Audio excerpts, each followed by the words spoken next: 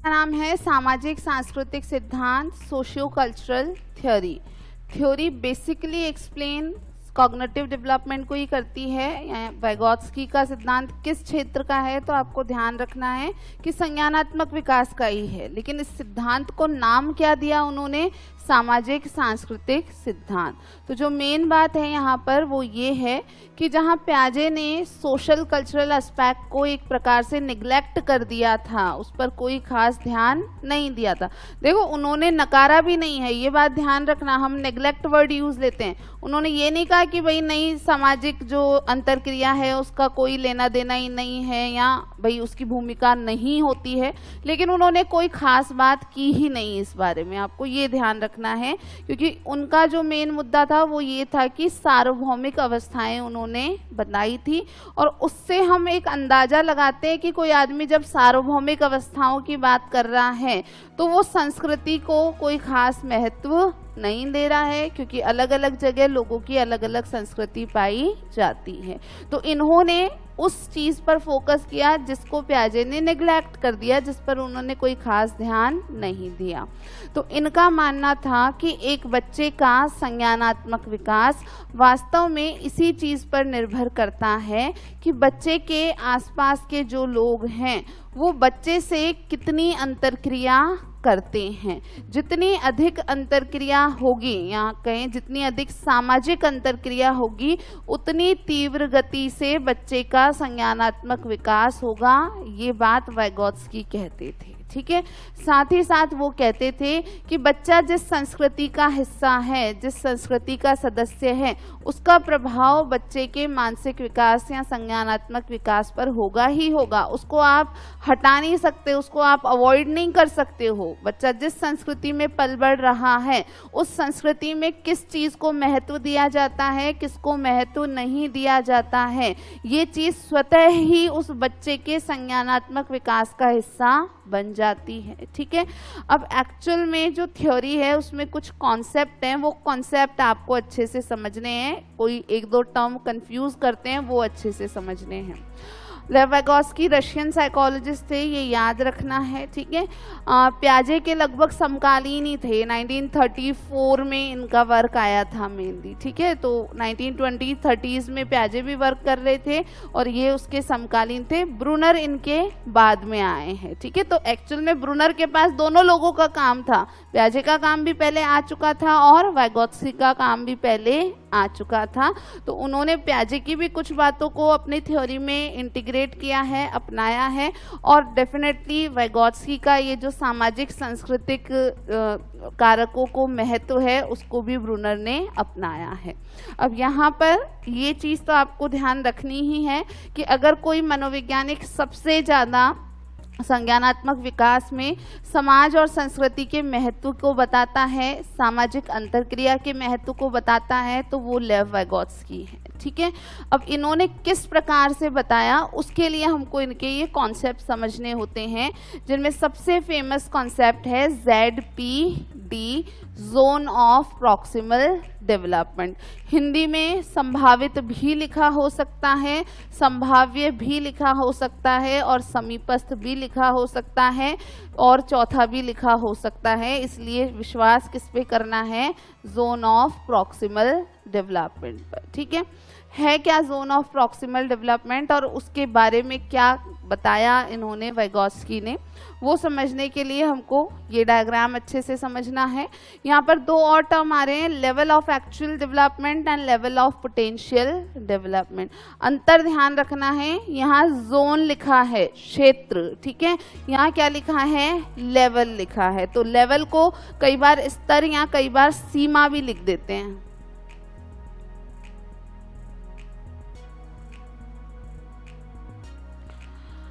वास्तविक विकास की सीमा या संभावित विकास की सीमा, ये दोनों टर्म्स भी इंटरचेंजेबल है। प्रॉक्सिमल और पोटेंशियल का मतलब एक ही होता है, ठीक है। तो पोटेंशियल भी लिखा होता है और प्रॉक्सिमल भी लिखा होता है, ठीक है।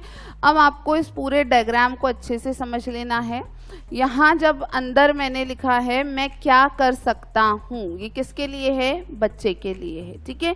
कोई भी एक एज का बच्चा हो, भले हम कहें 3 साल का, 4 साल का, 5 साल का, जब तक हम कह रहे हैं कि उसका ओवरऑल उसका जो कॉग्निटिव डेवलपमेंट है वो चल रहा है, इस मामले में इनका भी विचार है कि हाँ, प्याजे का वो व्यू पॉइंट तो सही है कि मस्तिष्क की प्रक्रियाएं जो हैं वो अपने सक्रिय रूप से ज्ञान का निर्माण करती हैं और मैक्सिमम कॉग्निटिव डेवलपमेंट की जो एज मानी है वो वही 14-15 ईयर्स इन्होंने भी मानी है। ठीक है, अब कह रहे हैं कि भाई कुछ परिवर्तन तो बच्चे में आयु बढ़ने के साथ स्वतः ही आएंगे, यानी उसकी मस्तिष्क की क्रियाओं में स्वतः ही कुछ बढ़ोतरी होगी। ठीक है, ये किस इन चीज को दिखा रहा है? ये दिखा रहा है बायोलॉजिकल फैक्टर को। तो यहाँ ध्यान रखना है कि ऐसा नहीं कि वाइगोत्स्की बायोलॉजिकल फैक्टर्स को बिल्कुल कंसीडर ही नहीं करते हैं, वाइगोत्स्की बायोलॉजिकल फैक्टर्स को भी कंसीडर करते हैं। तो इन्होंने जैविक कारकों को भी महत्व दिया है।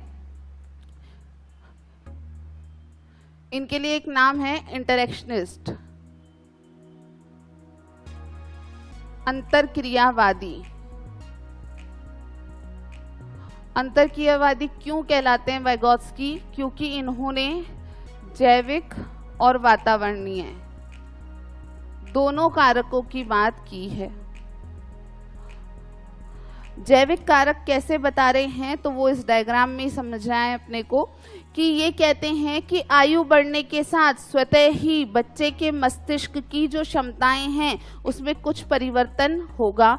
एक 3 साल के बच्चे की तुलना में एक 4 साल के बच्चे, उसकी तुलना में एक 5 साल के बच्चे, इन सबकी मस्तिष्क की क्षमताएं स्वतः ही बढ़ती हैं, यानी बायोलॉजिकली ब्रेन में चेंजेस आते हैं, मस्तिष्क में परिवर्तन आयु बढ़ने के साथ होते हैं। इस बात को ये स्वीकार कर रहे हैं। ठीक है, तो ये मान लो हम बात कर रहे हैं एक 4 साल के बच्चे की, 5 साल के बच्चे की। ठीक है, मान लो 5 साल का बच्चा है, तो 5 साल का बच्चा जब 5 साल का होता है, मान लो पिछले साल 4 साल का होगा वो, अब कितने का हो गया? 5 साल का।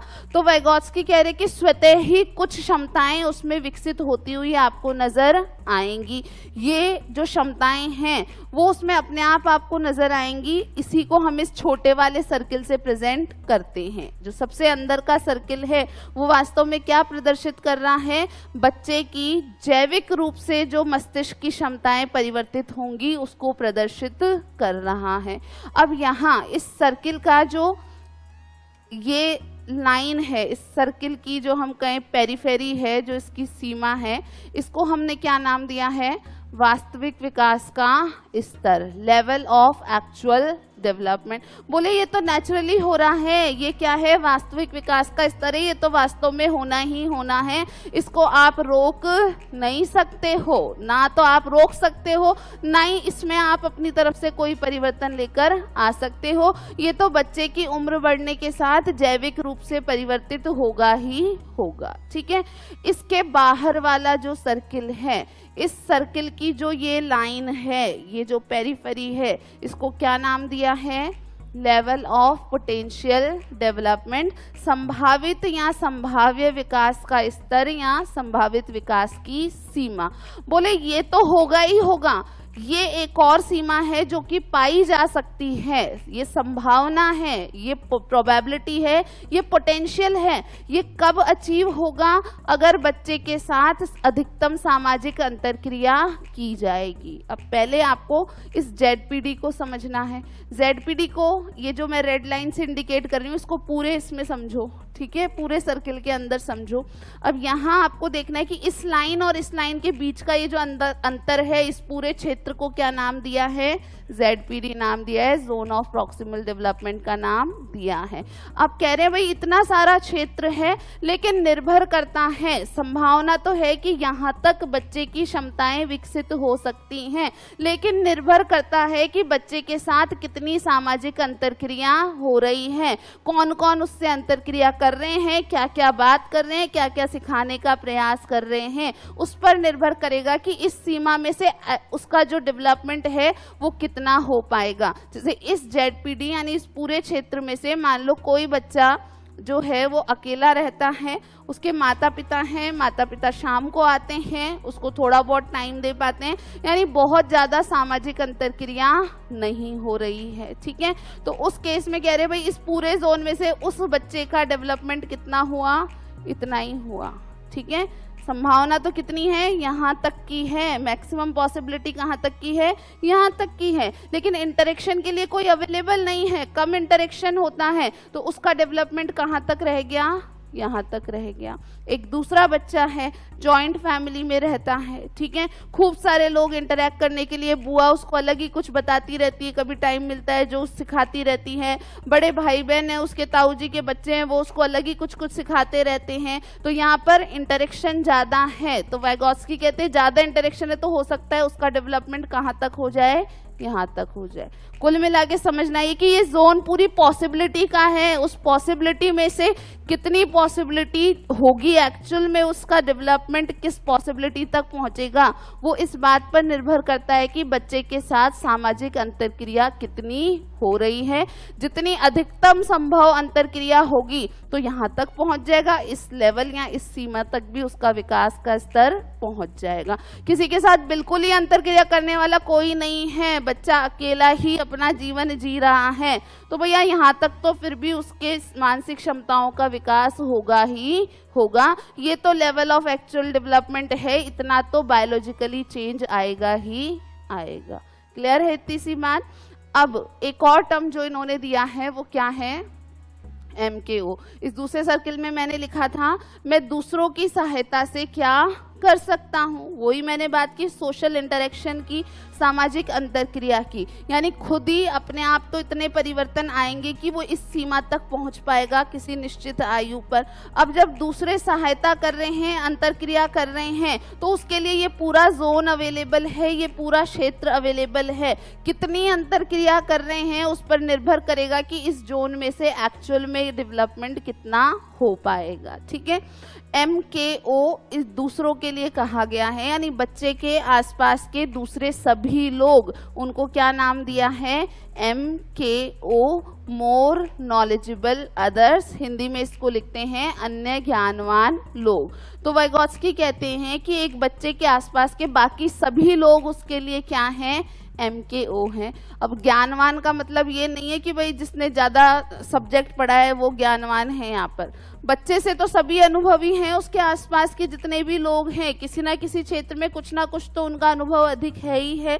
तो वाइगोत्स्की कहते हैं भाई उसके आसपास जो भी लोग हैं, उसके दादा है कि दादी है कि बुआ है कि टीचर है कि बड़ी दीदी है, यहाँ तक कि उसके जो पीयर ग्रुप हैं, बच्चे के साथ खेलने वाले जो दूसरे साथी हैं, वो भी उसके लिए MKO हो सकते हैं। भाई एक घर में एक बच्चे को उसकी मम्मी कुछ सिखाती है, ठीक है, वो बच्चा आकर के प्लेग्राउंड में अपने दूसरे साथियों को बताता है, तो उन दूसरे साथियों के लिए वो बच्चा क्या हो गया, MKO हो गया। आगे बात समझ में, सिर्फ बड़े ही होंगे MKO ऐसा जरूरी नहीं है, पीयर ग्रुप भी हो सकता है, कोई छोटा बच्चा भी हो सकता है उसके लिए MKO, बस उसको कोई बात नहीं पता हो, वो बात उसने बताई है तो वो दूसरा बच्चा क्या है, उसके लिए MKO है। ठीक है, अब इस पूरी प्रोसेस में ये वाला जो आउटर सर्किल है उसमें क्या लिखा है, मैं क्या नहीं कर सकता हूँ, यानी बायोलॉजिकल लिमिट्स को एक्सेप्ट कर रहे हैं कि भाई तुम कितनी भी इंटरेक्शन कर लो, ऐसा नहीं कि तुम 5 साल के बच्चे को इंटरेक्शन करके सब कुछ ही सिखा दोगे, तुम उसको सारी टाइपिंग सिखा दोगे 5 साल पे ही,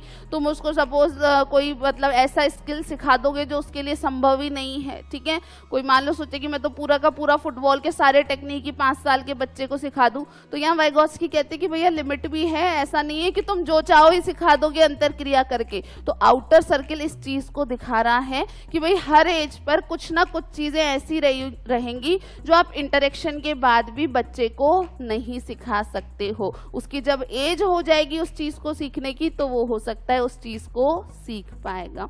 अब इन सबसे लिंक एक टर्म क्या दिया है, स्कैफोल्डिंग दिया है। स्कैफोल्डिंग जो टर्म है ये बहुत इंपॉर्टेंट टर्म है, क्वेश्चंस में सबसे ज्यादा इसी को पूछा जाता है।